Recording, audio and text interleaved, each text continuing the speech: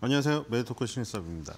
오늘의 주제는 투자보다 유튜브 수익이 많은 캐시우드, 버핏, 김정은 헤어스타일 욕하지 마, 트럼프 제약, 국내 생산 강화 행정명령, 1412 CEO, 땡큐베리 감사, 아마존 실적, 아마 좋았을 거야. 입니다. 자, 캐시우드가 저기 유튜브 채널에 투자 의견을 올렸죠.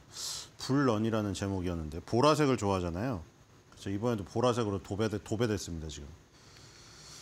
자, 보라색으로 도배가 되었고요. 안 넘어가군요. 자, 지금 투자보다 유튜브 수익이 많은 캐시우드라고 했는데, 자, 뒤로 가보겠습니다. 네, 지금 저기서 넘겨주셔야 되겠네요. 자, 지금 7월 4일까지 세금 패키지와 예산을 마무리하고 싶다고 했는데, 자, 지금 이제 재정 정책을 펼치는 정부와 그다음에 통화 정책을 펼치는 이 FRB가 있겠죠. 그래서 FRB에는 계속해서 트럼프가 금리를 인하하라고 계속 늘어 터졌다고 욕을 하고 있잖아요. 그리고 이제 정부에서 할 수 있는 거는 이제 재정 정책이죠. 그래서 감세를 할 것으로 지금 예상이 되고요. 스콧 베센트 미국 재무장관도 7월 4일 독립기념일까지 감세 정책을 통과시킬 것을 추진한다고 했습니다. 자, 그래서 지금 결국에 감세를 하고 정부의 재정을 늘려가지고 지금 이 어떤 상황을 타개하려는 것을 캐시우드도 예측을 하고 있고요. 7월 4일이 독립기념일이기 때문에 그 독립기념일이라는 상징적인 날까지 이 모든 것을 패키지로 처리할 것이다. 뭐 지금 이렇게 얘기하고 있습니다. 자, 뒤로 가보겠습니다.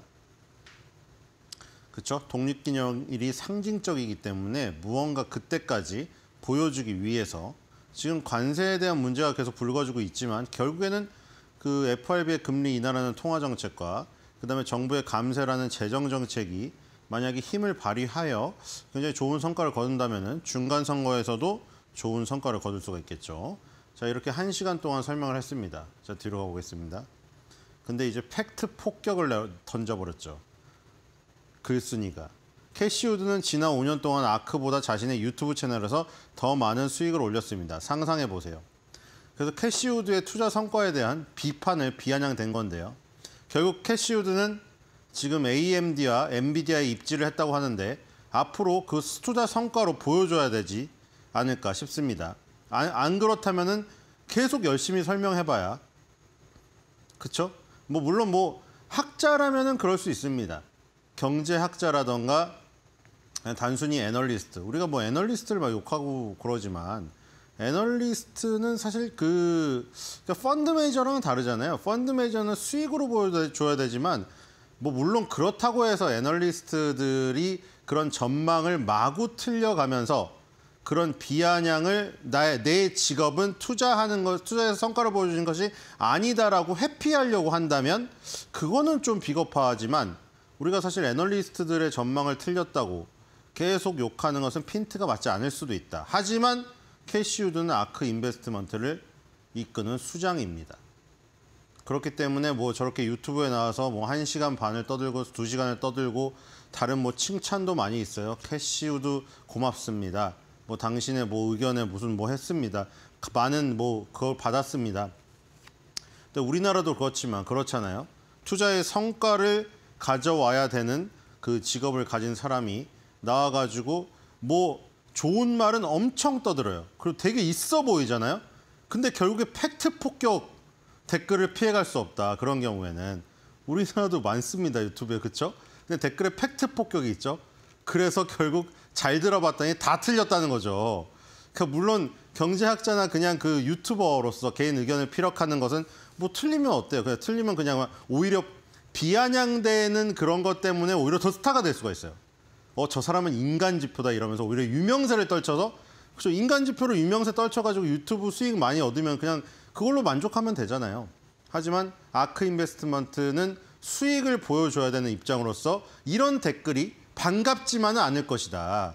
그러니까 이제 경제 전망이나 이런 것을 차분히 하는 거는 좋은데 결국 아크 인베스트먼트의 수익이 안 좋기 때문에 이런 얘기가 나올 수밖에 없다는 거죠. 2시간 동안 정말 친절하게 보라색을 좋아하는 캐시 우드가 보라색 선을 아주 많이 넣으면서 예전에 막 70년대, 80년대부터 지금까지 어떤 정부의 정책 뭐 이런 것들 다 비교하면서 친절히 설명을 해주지만 결국에 이런 팩트 폭격한 댓글 하나에 모든 것이 무너진다. 네, 뒤로 가보겠습니다. 자, 이제 워렌 버핏, 김정은 헤어스타일 욕하지 마.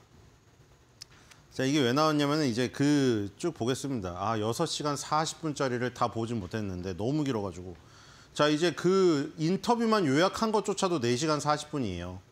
6시간 40분짜리는 이제 이 워렌 버핏이 거의 CNBC 아니면 인터뷰를 안 하거든요. CNBC의 베키라는 여자 앵커분이 찰리 먼거와 마지막 인터뷰도 그분이 했었고 항상 워렌 버핏의 버크셔 해서웨이 주주총회의 사회를 보기 때문에 그분의 어떤 CNBC에서 나와가지고 여자 앵커가 대담하고 약간 뭐 전망하는 거 그게 2시간 포함된 게 이제 6시간 40분짜리고 여기 얘기한 것만으로도 4시간입니다. 4시간 40분짜리. 4만 명이 왔거든요. 근데 이제 여기서 이제 은퇴를 선언했는데 또 뭐 친절하게 누가 또 딱 요약을 해놨어요. 근데 여기서 또 부러운 게 일본 5대 상사 지분을 계속 늘리고 있잖아요. 지금 세븐일레븐 운영하는 회사 상사도 있고 그 상사를 50년 동안 안 팔겠답니다. 정말 아쉽죠. 우리나라 삼성전자는 한 주도 사질 않고 우리나라 주식도 좀 사줬으면 좋겠으나 그 전에 이제 은퇴를 선언해버렸기 때문에 이제 주요 의사 결정은 뭐 워렌 버핏의 의견을 참조를 하겠지만 후계자들에게 그렇죠? 대부분의 메인 의사 결정을 넘어간 것으로 보입니다. 그러니까 그 후계자들이 이제 우리나라 주식에 관심을 가져야 될 텐데 아직까지는 버크셔 해서웨이가 우리나라 주식에 관심을 가지는 어떤 힌트는 나오지 않고 있습니다. 뒤로 가보겠습니다. 자, 그리고 또 트럼프를 직격했다고 하지만 뭐 트럼프를 직격하고 이런 분이 아니잖아요. 자꾸 언론이 자꾸 VS를 붙이려고 하는데 그냥 관세에 대한 얘기가 나오니까 당연히 얘기를 한 거죠. 그래서 뭐 하하 우리가 이겼어라고 말하는 세상을 만들려는 건 좋은 생각이 아니다. 뒤로 가보겠습니다. 저 근저에는 사실 그게 깔려 있습니다. 그걸 말했습니다. 미국은 무에서 유를 창조했다. 영국의 식민지였잖아요. 독립했잖아요. 영국에서. 그래서 지금 세계 최강대국이 되었다. 이미. 근데 여기서 이제 우리가 뭐 다 짓밟고 뭐 여기서 최고로 되는 그것보다는 같이 번영할 수 있다는 거죠. 무역을 무기로 사용하면 안 된다. 뭐 사실 뭐 그것도 맞지만 지금 사실 뭐 미국 입장에서는 좀 그게 싫죠. 지금 예를 들어서 뭐 지금 유튜브나 이런 데 보시면은 테무 광고 맨날 나오죠. 뭐 테무 가입하면은 애플 아이폰을 준다느니 막 어떤 사람이 나와가지고 어떤 여자 핸드폰을 밟아서 부셔버린 다음에 왜 부시냐니까 테무 가입하면은 핸드폰 준다고. 뭐 이런 테무 광고 계속 나오잖아요. 테무, 알리. 그 광고 수입이 구글에게 엄청나다는 거죠. 그러니까 구글은 그걸 포기할 수가 없는 것이고. 근데 트럼프는 이제 중국을 어떤 배제를 시켜야 되는데 뭐 구글, 아마존 뭐 다 마찬가지로 미국의 회사, 그러니까 미국인 입장에서 자기네 나라 회사가 자꾸 거기에 얽혀가지고 빠져나오질 못하는 거죠. 근데 이제 워렌 버핏의 이 말 입장에서는 다 같이 번영하는 거라는 거죠. 중국 업체들이 이제 싸게 이제 물건을 팔기 위해서 플랫폼을 새로 만들었는데 그걸 홍보하려고 이제 미국의 어떤 플랫폼들을 이용하여 열심히 홍보를 하고 그럼 중국 그 플랫폼도 잘 되고 미국 플랫폼은 광고로 돈을 벌고 하지만 트럼프는 그게 제조업이 침투해가지고 우리나라 제조업을 망가뜨리는 게 싫은 것이고 어쨌든 무역을 무기로 사용해서는 안 된다는 것이다. 뭐 이런 얘기를 했습니다. 이제 이거를 언론에다가 다 스포트라이트로 때린 거죠. 워렌 버핏이 트럼프를 직격했다. 직격한 적은 없습니다. 자, 뒤로 가보겠습니다. 자, 그리고 뭐 이제 그동안의 소회, 뭐 즐거운 삶이었다. 이런 것들이. 그래서 이제 뭐 원래 은퇴 발표라는 게 뭐 언론에 뭐 뿌려지진 않았습니다. 근데 여기서 이제 거의 말미에 이런 말을 한 거죠. 자, 그리고 항상 이제 뭐 또 시즈캔디죠, 저기. 시즈캔디랑 콜라는 항상 깔려 있죠. 시즈캔디랑 코카콜라 항상 깔려 있습니다. 시즈캔디는 버크셔 해서웨이가 아예 갖고 있는 회사고 이 지금 코카콜라 같은 경우에는 지분을 보유한 회사죠. 뒤로 가보겠습니다. 시즈캔디 실적을 가장 먼저 발표하기도 했었어요. 좋게 나왔죠, 시즈캔디는. 시즈캔디 솔직히 말해서 원가 엄청 싼데 그거 엄청 남겠죠. 자, 캔디 하나에 진짜 비싸잖아요. 자, 워렌 버핏이 그렉 아벨의 아벨에게 지혜와 지식의 횃불을 넘겨주면서 버크셔 해서웨이에게는 한 시대의 끝이자 새로운 시대의 시작이 되었습니다. 어떤 분이 이제 댓글을 달으셨는데 이거 다 영어를 번역한 거죠. 한국 사람 아닙니다. 자, 이렇게 했는데 굉장히 멋진 말이겠죠. 자, 이 그 그렉 아벨은 그 버크셔 해서웨이에는 보험 부분하고 비보험 부분으로 크게 나눠져 있잖아요. 보험 부분은 거의 게이코라는 그 자동차 보험회사가 다 먹여 살리고 있고 중요 메인이고, 비보험은 이제 보험이 아닌 부분, 철도라던가 뭐 이런 것들이잖아요. 아까 전에 식품이라던가 이런 것들을 맡고 있는 그렉 아벨. 그리고 인도 분이 그 보험 쪽 맡고 있죠. 이 보험에 빠삭하신 분이 그쪽 맡고 있는 그분이고, 두 분이 있는데 이제 비보험 쪽에 그렉 아벨에게 이제 CEO를 넘겨주는 뭐 이런 그 주주총회가 지금 되었습니다. 자, 뒤로 가보겠습니다. 자, 그래서 이제 맨 처음에 이제 워렌 버핏의 주주총회가 시작하기 30분 전이라고, 30분 전부터 이렇게 워렌 버핏이 주차장에서 입장하는 것부터 이렇게 찍고 나오는데, 이 비서분이 뭐 약을 하나 주시더라고요. 우황청심환은 아니겠죠? 근데 약을 받고 그다음에 여기 이 종이 한 장 딱 들고 들어가세요. 그렇죠? 그 이제 워렌 버핏이 이끄는 버크셔 해서웨이의 성과가 적혀 있는 그 종이를 갖고 들어가고, 이 지팡이를 지금 짚고 계시죠. 경호원들도 보이고요. 자, 이제 이런 입장하는 모습을 과연 계속 볼 수 있을 것인가? 주주총회에 나올 것인가? 그게 궁금해집니다. 자, 뒤로 가보겠습니다. 자, 그다음에 이제 트럼프의 소셜 네트워크 또 안 볼 수가 없겠죠. 트럼프의 제약 국내 생산 강화 행정명령. 일라이 릴리 CEO 땡큐베리 감사합니다. 자, 일라이 릴리 CEO의 데이브 릭스의 인터뷰를 트럼프가 트루스 소셜에다가 링크를 걸어놨죠. 자, 행정명령이 하나 나왔고, 그래서 이 국내 언론에도 전부 다 제약 관세를 곧 발표할 것이다, 이 얘기가 나왔죠. 그리고 헐리우드 영화도 있더라고요.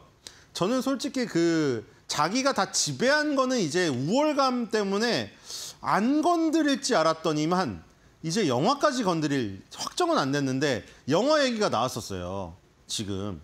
그러니까 이게 사실 영화나 이 뭐 팝 이런 것들은 사실 지배하고 있잖아요, 미국이. 그런 것까지 할까? 왜냐면 지금 하려는 게 대부분 제조업이잖아요.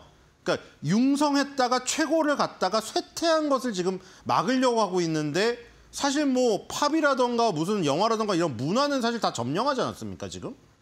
솔직히 누가 뭐 서유기 뭐 이런 뭐 중국 드라마에 빠져서 그것만 보는 사람도 있는데, 우리가 옆에 있는 친구한테 물어보세요. 너 주말에 뭐 보니 했을 때 넷플릭스에서 미국 미국 컨텐츠나 한국 컨텐츠, 일본 컨텐츠 본다고 하지. 그 무슨 중국 무슨 저기 동방쌍림 뭐 이런 거 보는 사람 10명 중에 한 0.5명도 안 되잖아요. 그렇죠? 근데 이미 그 지배한 곳에서도 지금 거기다 관세를 부과한다고 하고 있더라고요. 이제 의학도 이제 먼저 건드리는 거죠. 그래서 일라이 CEO 데이브 릭스는 CEO가 딱 정말 CEO 같죠. 딱 연구하는 일라이 옷을 딱 흰가운을 입고 연구실에서 딱 말을 했습니다. 행정명령 때문에 프로세스가 간소화되는 것이 보기 좋았다. 자, 뒤로 가보겠습니다. 트럼프한테 안 좋은 얘기 했으면 트럼프가 소셜에다가 올릴 리가 없겠죠. 그 말한 그 행정명령이 바로 이겁니다. 그러니까 미국 입장에서 국내죠. 국내 생산 촉진을 위한 규제 완화, 중요한 의약품에 대해서. 그러니까 이제 필수 의약품에 대해서 미국 국민의 복지를 향상시키기 위해서 전례 없는 조치를 취했다고 하면서, 그러니까 이 약도 이제 우리 미국 안에서 국내 생산을 촉진하는 요 공급망을 확보하고, 그래서 일라이리를 비롯하여 미국 회사들이 공급망을 더욱더 미국 내 투자하기로 하고, 이게 계속 일련의 과정들이죠, 지금. 지금 제약이 처음이 아니잖아요, 그렇죠? 자동차, 철강 뭐 전부 이어왔잖아요. 전부 다 미국 안에서 관세 없이 너네가 공장을 짓고 활동을 해라. 그렇죠? 그게 이제 여기까지 온 겁니다. 그래서 이제 제약도 지키겠다는 거죠, 이제. 자, 뒤로 가보겠습니다. 자, 그리고 이제 유튜브 링크를 하나 딱 걸어놨어요. 그래서 딱 클릭을 하니까 저렇게 아까 아예 자기가 그 동영상을 띄워놓은 게 있고 링크를 걸어놓은 게 있어요. 뭐 무슨 차이인지 모르겠어요. 시간이 없어서 그럴 수도 있고. 자, 뒤로 가보겠습니다. 딱 눌러보니까 자, 이제 캐나다 총리와의 정상회담이 있었습니다. 캐나다 총리 카니 총리가 이제 방미를 했죠. 근데 이제 또 그 얘기를 한 겁니다. 캐나다랑 미국을 가로지르는 국경이 이거 누가 그린 거냐 이거예요. 트럼프 말로는. 그 옛날에 누가 그냥 지도 펴놓고 직선으로 쫙 그어놓은 거 아니냐. 왜 이 직선을 계속 지금 따라야 되냐 이거예요. 트럼프의 주장은. 굳이 누가 그어놓은지도 모르는 선을 왜 우리가 따르고 있느냐. 우리 땅으로 와라. 또 회유를 했습니다. 또 회유를. 자, 뒤로 가보겠습니다. 자, 그래서 기자가 질문하죠. 캐나다가 51번째 주가 돼야 한다고 말씀하셨습니다. 자, 뒤로 가보겠습니다. 캐나다 총리를 앞에 두고 말이죠. 자, 굉장히 민감하잖아요. 자, 나는 아직도 그렇게 믿고 있지만 탱고를 추려면 두 사람이 있어야 된다. 이 탱고 이야기를 자주 하죠. 중국 시진핑하고 할 때도 그 탱고 얘기를 했습니다. 시진핑 질문 들어올 때도 손뼉이 맞아야 된다. 손뼉이 맞아야 된다. 나 혼자는 안 된다. 자, 뒤로 가보겠습니다. 자, 엄청난 세금 감면. 그러니까 다른 혜택들도 말했어요. 우리가 뭐 군사 원조를 해줘가지고 뭐 나라를 지켜주고. 근데 가장 큰 혜택은 만약에 캐나다가 우리나라의 51번째 주가 되면은 세금이 0원이 된다. 또 그 얘기 아까랑 똑같은 얘기예요. 그러니까 이 지금 한국이나 대만이나 일본이나 다 우리나라에 들어와서 공장 지어라. 그럼 너네 관세 0원이야. 근데 캐나다한테도 똑같이 말하고 있어요. 캐나다 그냥 너네 합치면 세금 0원이야. 자, 뒤로 가보겠습니다.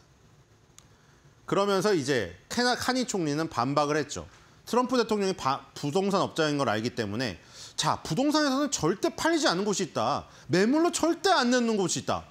바로 우리다. 국가를 사고 팔 수는 없습니다. 이렇게 일축했습니다. 하지만 트럼프는 네버라는 단어를 쓰지 말으라 하면서 여지를 이어갔습니다. 뒤로 가보겠습니다. 자, 아마존의 실적입니다. 자, 아마존 그리고 뭐 지금 그 마이크로소프트 이런 회사들의 실적이 크게 나쁘지 않으면서 관세의 어떤 그 충격 이런 거를 좀 피해갈 수 있는 부분이 보이는데 왜냐하면 계속해서 그 마이크로소프트, 애저라던가 아마존 이 지금 이 인공지능 이 서비스들 이런 것들의 지금 성과는 계속 되고 있거든요. 지금 그 155.7 빌리언 달러 나왔네요. 플러스 9%. 순이익은 64% 증가하여 17.1 빌리언 달러. 딜루이트 EPS는 1.59달러로 62% 성장, 영업이익도 20% 성장했습니다. 자, 미국 부분이 60%를 차지하고 있죠. 그다음에 국제 부분이 21.5를 차지하고 있고요. 아마존 웹 서비스 AWS가 17% 성장했습니다. 18.8% 차지하고 있죠. 마이크로소프트의 애저, 그다음에 이 지금 아마존의 아마존 웹 서비스, 지금 이런 클라우드 서비스들의 성장은 관세 충격에도 불구하고 계속되고 있었죠. 지금 뒤로 가보겠습니다. 자, 실적 서프라이즈를 보겠습니다. 매출은 518.99, M 밀리언 달러 0.33%, 어닝 서프라이즈 나왔고요. 뒤로 가보겠습니다. 자, 이 어닝 그 주당 순이익도 서프라이즈네요. 1.37달러 예상됐는데 1.59달러 나왔습니다. 0.2 US 달러, 16.38% 어닝 서프라이즈고요. 뒤로 가보겠습니다. 자, 실적이 아주 좋게 나왔음에도 불구하고 주가에 큰 움직임이 없었습니다. 왜냐하면 2분기 실적에 대한 가이던스가 시장 예상치보다 낮았고 아까 아마존 웹 서비스가 플러스 17%가 났지만 시장 예상치는 그거보다 살짝 높았거든요. 그래서 예상치 하회라는 이유 때문에 급등을 못했고요. 마이크로소프트는 예상치 상회라서 급등을 했습니다.